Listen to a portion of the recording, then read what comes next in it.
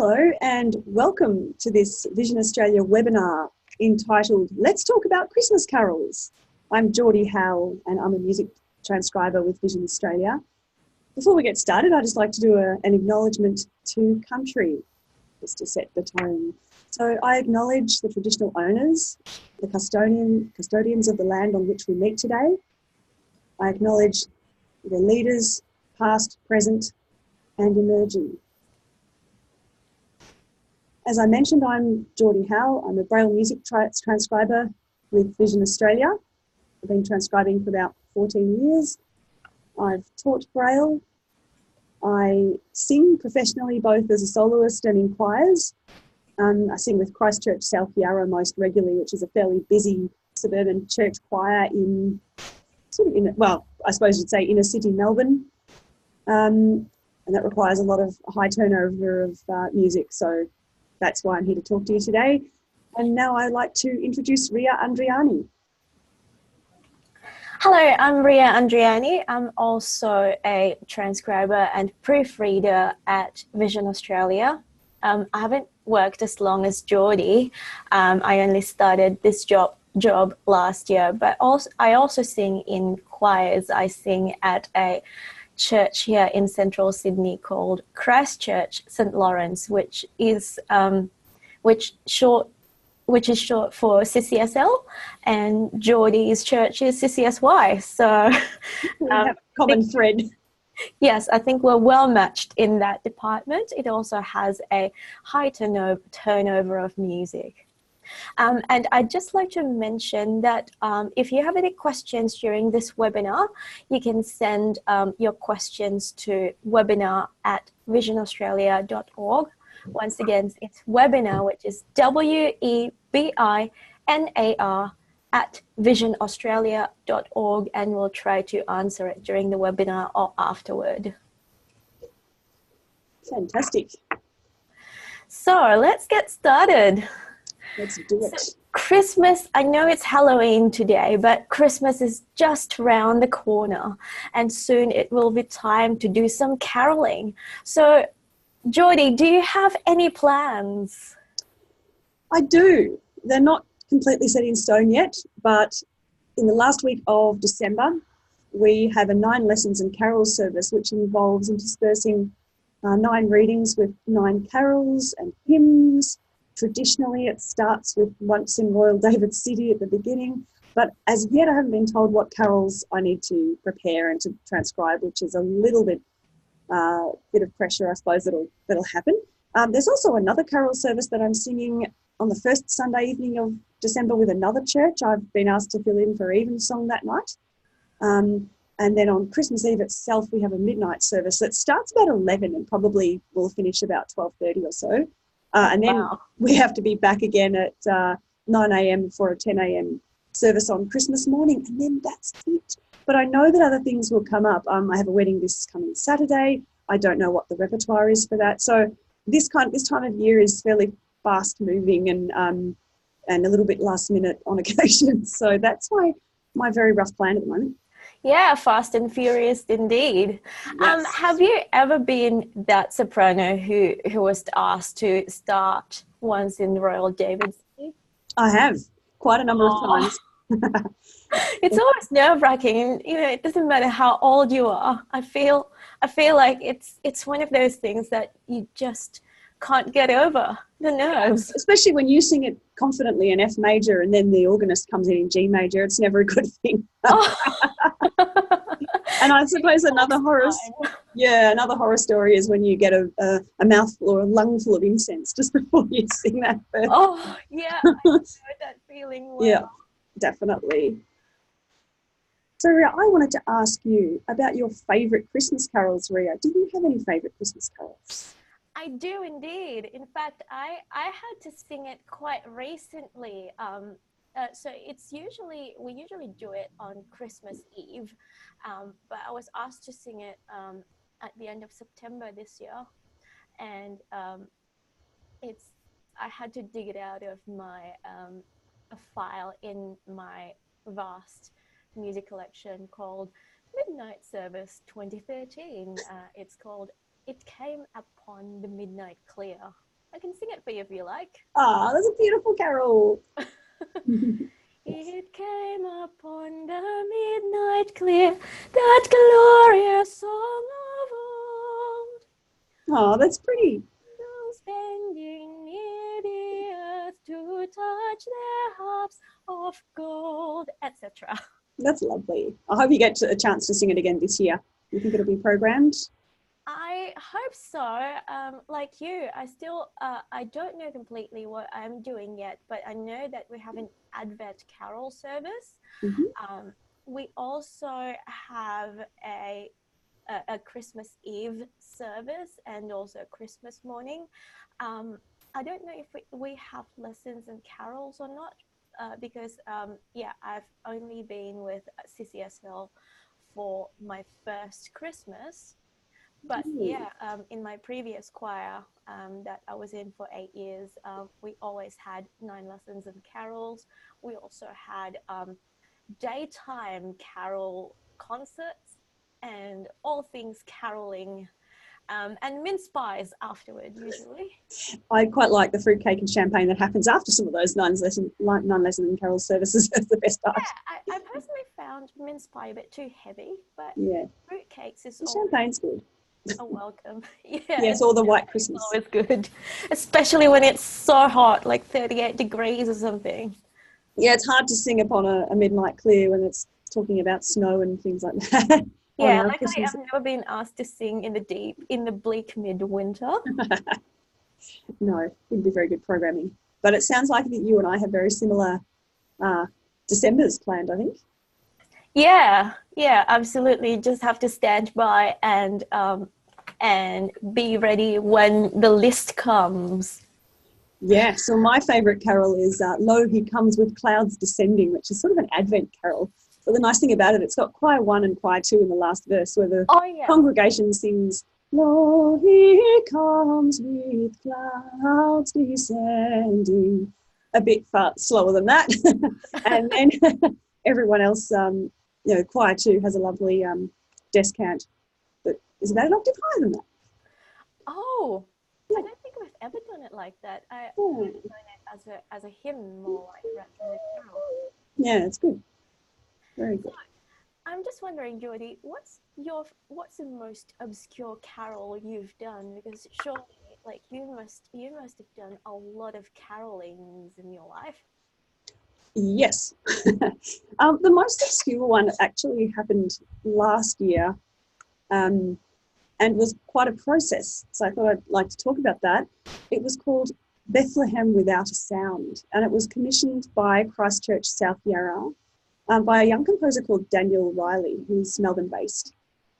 And he wrote this choir especially for us. I think it might have been 6-part, but it certainly had a couple of soprano parts from memory. Mm-hmm. So I got in touch with Daniel because I use a program called the Goodfeel Braille Music Editor, which some of you may have heard of, that package that consists of 3 separate programs.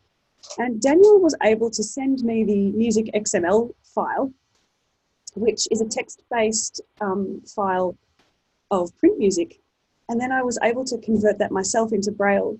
But the interesting thing about that, though, was that just sending me the file straight away didn't quite work. There were things about the file that weren't adequate or didn't render the Braille score appropriately for or in a most user-friendly way. So I had to sort of have lots of email dialogues at midnight with Dan about could you please make sure that all the slurs are present so that every word that has every syllable that has more than one note on it is rendered correctly so I don't sing wrong words. And bars rest were omitted on occasion, so I had to get him to write those in a particular way. So, yeah, it was I suppose it took about 3 or 4 drafts to get a decent copy. But I did have an MP3 or a MIDI file of the carol. So modern technology has really helped and made things possible to do things at a last-minute stage more than it's ever been before. Yeah. You just reminded me. Mm-hmm. I had 2 people in my choir last year wrote Christmas carols, and I still haven't got them 2 days before Christmas. It was very nerve-wracking. Is it rhythmically straightforward, the carol that you had to do? Sort of, but it had Latin and English text interspersed and offbeat sections. So just having the soprano part was a bit awkward because I needed to know what the other parts were doing in order to come in the correct place. Yeah, I find that having a full MP3 always helps, rather than, because it kind of like puts it in context rather than just having your part in it. Definitely. And yeah, like with more traditional carols, I find, you can always find a recording somewhere. But with new carols, they're obscure, they're premieres, so there's no recording. So we just have to go by what the composer think it should sound like. Definitely. And so moving along from that, how do you get your carols transcribed if it's something that you're doing for the first time, Ria? Yeah, that's a very good question. In fact, I had one of those happening to me last week. It was a week before Christmas. And I got told, hey, we're doing this carol, and it wasn't in the catalog already. It's not in anyone's catalog that I knew. So I went to Vision Australia and very nicely asked, could you do this for me? And the team was very generous. They allowed me to get the carol done at the last week of work. That's fantastic. Yeah. So yeah, I mean, as a staff and a client, I'm very fortunate to have that support, and it has helped me enormously in my musical life, especially when I have to get really short turnaround times, like a week before I have to do it, for instance. Yeah. And if you don't have the option of sending it through to Vision Australia, if it's sort of a weekend or something like that, what other transcription avenues have you personally used? I also work with a typesetter, a very dedicated person called Patrick, and he is fantastic because he doesn't really get set by hours. So in fact, I just basically email him saying, hey, so I need to do this music by when? And I asked him, would you please set it for me? And he usually comes back a short while later saying, here you go, here's the XML. And I also use the good feel file to translate it. And usually most of the good thing about having things set is that my typesetter knows what works and what doesn't work with Lime and good feel. So normally I don't have a lot to do to edit them to something that I could read. And that's NDIS funded, thankfully. That's wonderful. Yeah, I think the NDIS has certainly helped, and that's certainly an avenue that you can pursue if you want some transcriptions done in a short turnaround. Yeah, I mean, it's not full transcription. It's not like Vision Australia where you can have a score in your hand immediately that you can read. There's still a fair bit of work that you need to do, isn't it? Like you have to format it, and you have to you have to make sure that there's no weird things, and you have to make sure that the page numbers are the same and the bar numbers are coming out and things like that. So yeah, if I can, I usually contact VA, but if I can't, then typesetters are the way to go. Very good. Yeah, so yeah, I'm just wondering, Jordie, like, have you ever used Vision Australia transcription services yourself as a client, or mainly as a staff member? I have as a client, yeah, most regularly, particularly over the last, I guess, 14 years of transcription. But even before that, throughout my university life, I couldn't have survived without Vision Australia's Braille music transcription service. And nowadays, the process is a little bit easier to send music in and have it transcribed. What do you need to do? Well, so if you can have someone scan, or you can scan the piece of music, excuse my cuckoo that appears to be going off on my brow seams. You need to send the PDF, a PDF of the scanned transcription to Giselle Perillo at Print Access at visionaustralia.org, and she will then allocate that to a transcriber. And you must make sure to include whatever part of the carol that you're singing. So if you're alto or soprano, or you want the descant as well, or you want the solo, be as specific as you can with us so that we can transcribe the right part for you, and you don't have bars rest. In fact, you should be singing, which is never good. Yeah, in fact, I have benefited quite hugely from your transcription over the years before I joined the team. Oh, good. Yeah, especially with vocal music, but you also do a lot of other types of music, isn't it?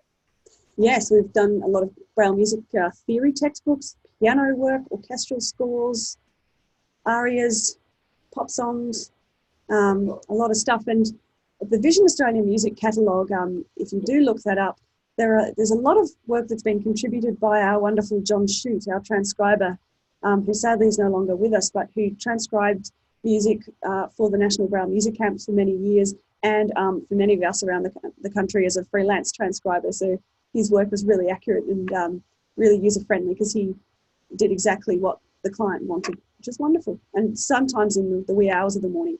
So we have, a lot of... I can just email John and say, I need this by.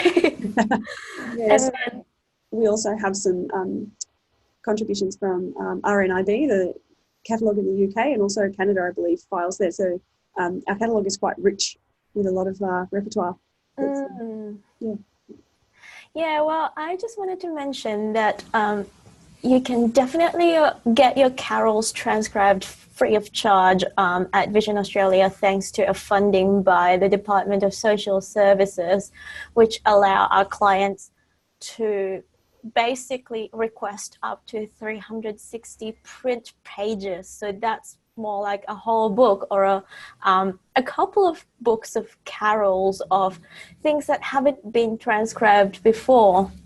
And you can also get 360 equivalent print pages of existing material. So that's stuff that someone else has requested and that we've got in our catalogue. So yeah, that's a lot of Braille pages, but just saying that music is complex, so it's best to discuss with us about how that's going to go and how the page count is going to go. Most of the times, our team is pretty good at giving you quotes or letting you know, like, how many pages can you use for particular pieces of music. Yes, and also just specify when you want this, that it's personal support when you contact us, which is the scheme under which we transcribe free of charge. And just to remind people that we have the ability to have questions to the webinar. So if you wanted to chime in to the discussion, it's webinar@visionaustralia.org. So webinar@visionaustralia.org, and we will hopefully answer your question. Yeah, and I mean, how do you access it if you're not a client of Vision Australia yet? You need to become a client, so that's the point there. You also need to be a Vision Australia library member, which is free of charge. So it's about a 5-minute process to set up. If you just go onto the Vision Australia website, the form is there, and we will then be able to take your requests when you're a library member, so we can put the pages to your name then. Yeah, or call us on, what's the phone number? 1300 447 466. So that's 1300 847 466 is the Vision Australia number, and you can then be put through to the library.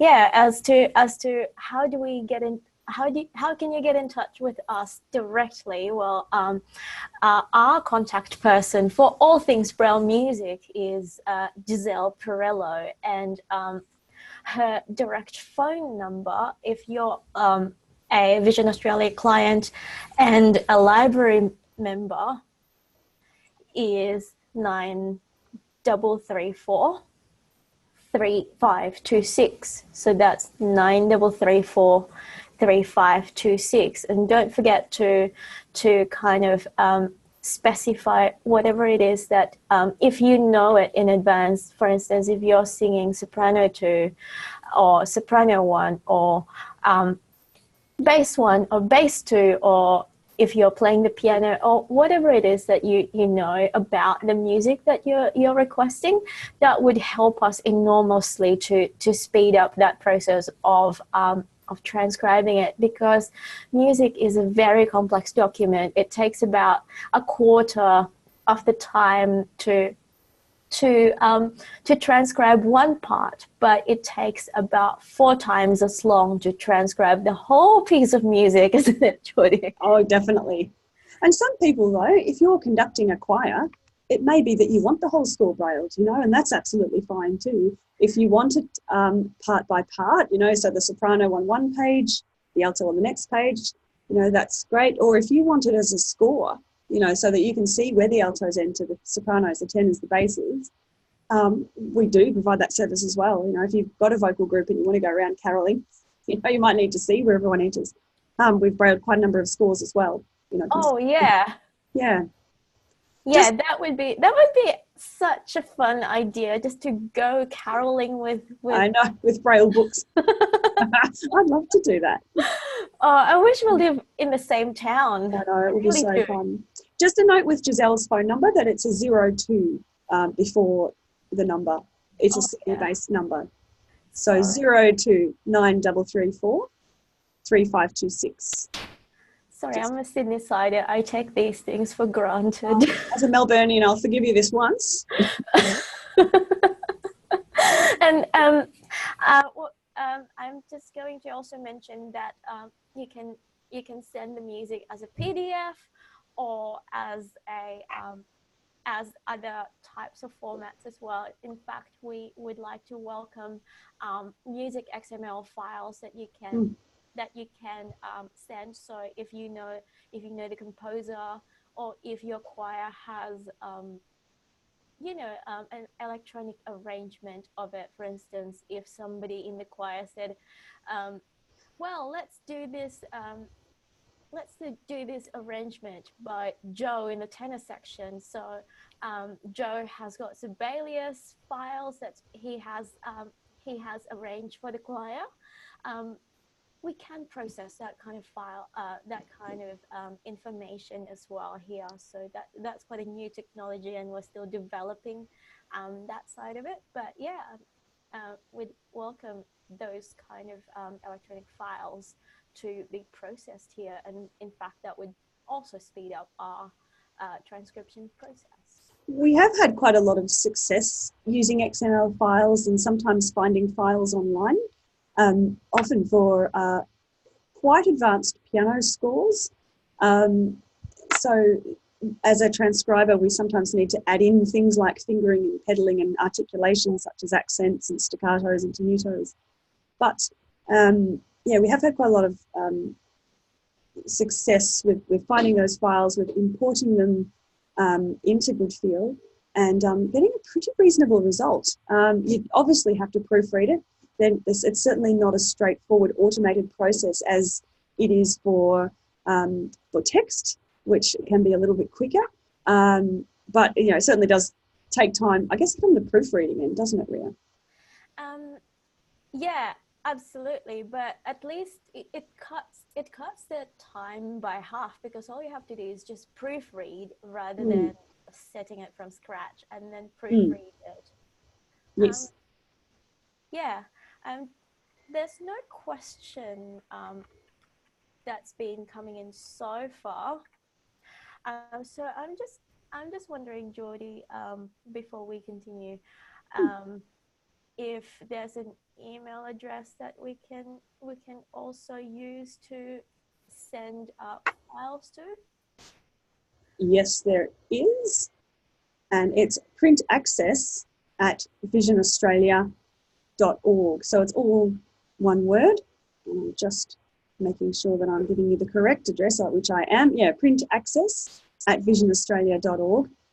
You can email your files there, your queries. If you do have any queries after hearing this webinar, perhaps as a recording for our on-demand listeners, you can write to that address and we'll be able to help you out with any questions, re NDIS, re time frames, because you may have a priority of pieces. If you've got, say, 10 pieces that you're doing, are there things that you're working on at once? If you can make sure to give us a priority, that's really, really helpful. If you want your pieces produced in hard copy, that's great, but we can also send them to you as a BRF, so a Braille file that you can read on your Braille note taker.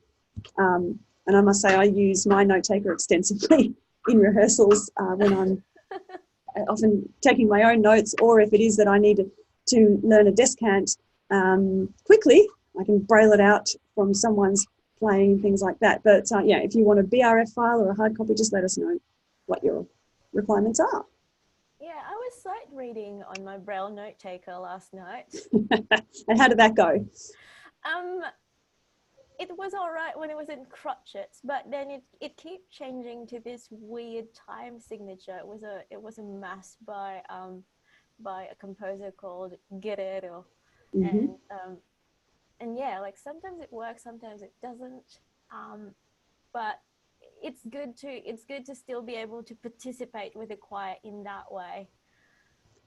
Definitely, and I found finding out what's available already. So, for example, we have a lot of carols from 100 Carols for Choirs, and I have those files on my Braille sense so that I can grab them, and the conductor in the middle of a rehearsal will say, "Oh, Jordie, have you got whatever, Holly and the Ivy," or whatever carol it happens to be. I can look it up and find it quickly. Yeah. I can find it quickly, and hopefully it's the right version. If not, at least I've got the lyrics, as a stopgap, and then I can make sure that the correct version is required. So sometimes, if you're wanting a tenor part or a bass part or an alto part to something that the soprano part's already brailled, at least if we know the soprano part's already brailled, it will speed up the transcription process because we can use some of the lyrics from the soprano part to aid the transcription process. Yeah, in fact, we used anything to speed up that process. Definitely. Yeah, I know this great site that has a lot of out of copyright choral music called CPDL, which is the Choral Public Domain Library, and it's fantastic. Someone in my previous church choir told me how to use it, and yeah, it has saved me a lot of time, and on that really short turnaround time, I can really, really use that resource. So I guess our key messages today are that please send us your carols as early as possible so that we can start brailing them, if you know what it is, if your conductor's decided yet, or if you're conducting things, make sure that we have them as early as possible to that printaccess@visionaustralia.org.au.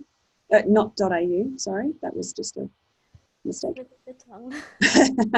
Everything else is AU. And you can call us and find out what's in our existing catalogue. So if you call the Vision Australia number, the 1300 847 466, 1300 847 466, you can find out what carols are already available and what books of carols we have, so that we can help you out. Absolutely. So happy carolings, everyone. Hope to get some new carols soon. Yeah, I'm looking forward to seeing our catalogue become more enriched with maybe more obscure carols. You never know. Yeah. All right, we will leave you very, very shortly. But as we have mentioned quite a lot, if you have any questions, please don't hesitate to get in touch. We're very friendly and we won't bite. Look forward to hearing from you soon. Bye for now. Bye.